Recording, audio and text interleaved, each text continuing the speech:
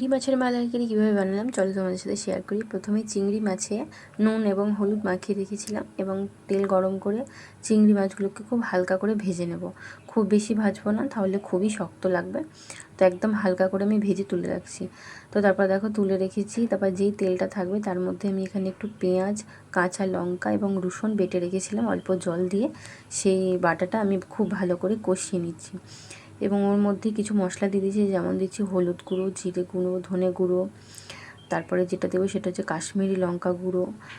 সব কিছু মশলা দিয়ে আরও খুব ভালো করে কষিয়ে নেব। সঙ্গে একটু মিষ্টিও দিয়েছিলাম ব্যালেন্সের জন্য। খুব ভালো করে মশলাটাকে কষিয়ে আমি এখানে দুধ দিয়ে দিচ্ছি। আমি এখানে নারকেলের দুধ আমার কাছে ছিল না, তাই আমি প্যাকেট দুধ দিয়ে দিচ্ছি। নারকেলের দুধ দিলে তো খুবই ভালো হতো, কিন্তু আমার কাছে প্যাকেট দুধ ছিল, তাই আমি প্যাকেট দুধ দিয়েই করছি।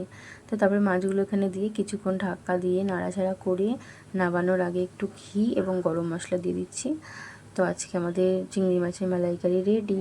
তোমরা কে কে খেতে ভালোবাসো?